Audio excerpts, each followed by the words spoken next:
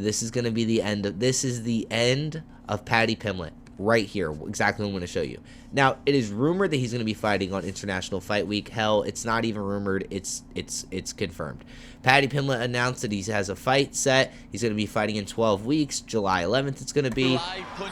When can we see you back in the octagon?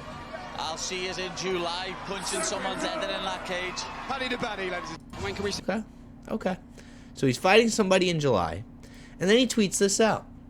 I have Stun Yu Kim, who might be a casual because I don't know who that is. But hey, shouts out So Hyu Hyung KO. Had him in the gym. Some perfect rounds for me with some southpaws. So Paddy says that officially he's going to be fighting a southpaw. And you know who it is? You know who it is? It is Benoit Saint Denis. Now, I was kind of hoping and praying, hey, maybe we get Gamrot. Maybe we get a Gamrot W. But Gamrot's name was not called. We get BSD, and this is the end of Paddy Pimblett's career. Wrap it up. Close the curtain. Drop the curtain. The show's over. The show's over, okay? I mean, we knew that Paddy Pimblett was dog shit after his fight with Jared Gordon. Now, I knew he was trash after the fight with Jared Gordon. I knew he was trash after the fight with Tony Ferguson. I knew he was trash. Well, the Chandler thing honestly took me by such a surprise. So I had so much faith, and I put my reputation on Chandler. I was like, Chandler's going to dog walk Paddy Pimblett, and he did not. Now, here are some things that are running in Paddy Pimblett's favor with this matchup. Here we go. You ready? Benoit Saint Denis, drum roll. He's French. He's French. And the French MMA fighters have a reputation for quitting. They have a reputation for quitting, and I have never liked Benoit Saint Denis. Never. I haven't. Now, yes, recently, his last fight against Dan Hooker, he looked like a world beater. An absolute world beater, an absolute champion, a savage. But he was fighting Dan Hooker. Okay, and now with everything that has come to light with Dan Hooker, I would like to argue that maybe Dan wasn't in the best headspace the past 4 to 5 months. Maybe the past 3 fights, Dan Hooker has not been in the best heads. Hasn't been locked in fully, all right? But I'm not going to take that away from Benoit Saint Denis. I still think Benoit viciously, savagely, brutally ground and pound and beats up Paddy Pimblett. Literally just rewatch Dan Hooker versus BSD. I think that's how this goes.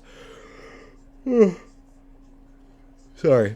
I'm sleepy like how Paddy Pimblett would be if he gets into the octagon with Benoit Saint Denis.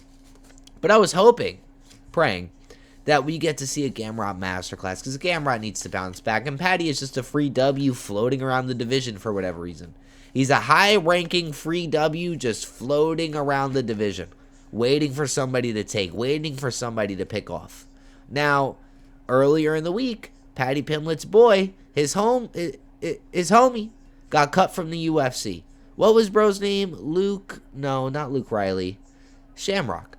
Shamrock's gone. Okay, so 1 out of 3 are gone. By the way, Shamrock went 0-2 in the UFC. Assaulted his opponent after the fight. Was talking trash to everybody. Was talking trash to Matt Steamroller. Told Matt Steamroller Favola it would be in his best favor to call him out.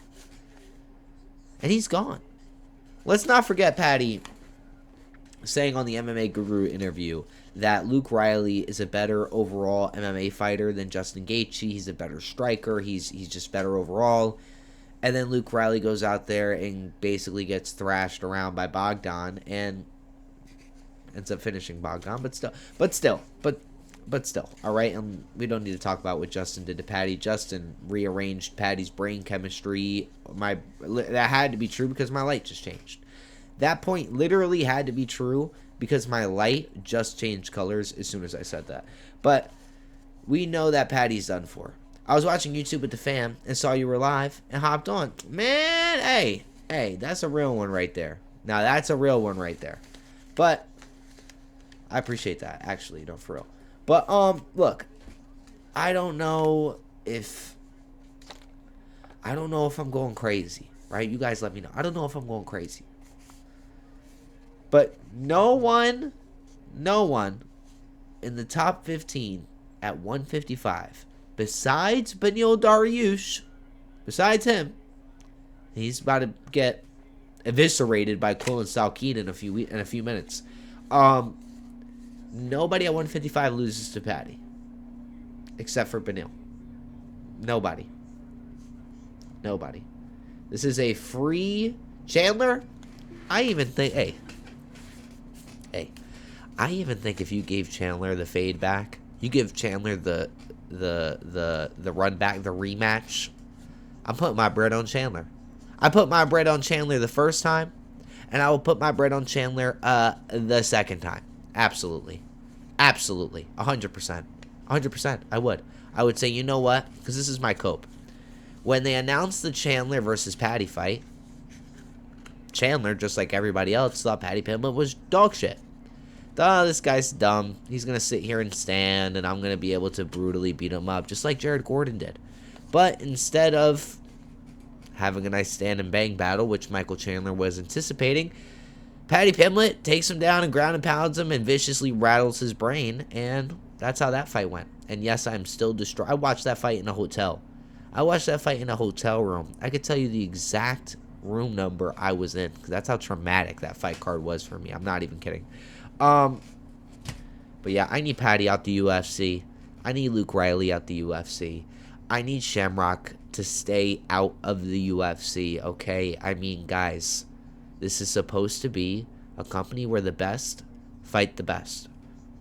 And we are coming off of a Justin Gaethje Paddy Pimblett main event. And we are coming off of a Justin Gaethje Paddy Pimblett main event.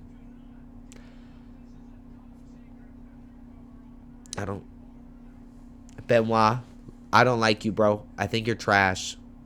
E-Rock, you got experience your first in-person UFC event. It's majestical. Nah, I've never been to the UFC in person. Okay, I've been to the fighter hotels. That's about the extent of shit that I've done.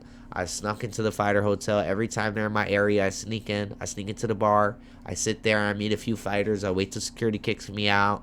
And then I mob outside the hotel, smoke a little bit, get a little rowdy, drink a little bit, yell at some fighters. Last time I went, I was yelling at Kevin Holland. I was like, Kevin, you're going to lose. Kevin, you suck. Now, should I be doing things like that? Maybe not. Maybe not, okay? But it sure is fucking fun, and I will continue to act how I want to act, because welcome to the RPG that is Earth, all right? And Paddy Pimblett stands no chance against BSD. None.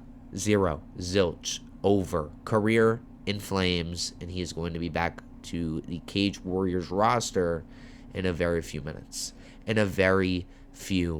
minutes. Yo, what was that Aljo and Zombie Man J conversation? Well, I'm happy you asked.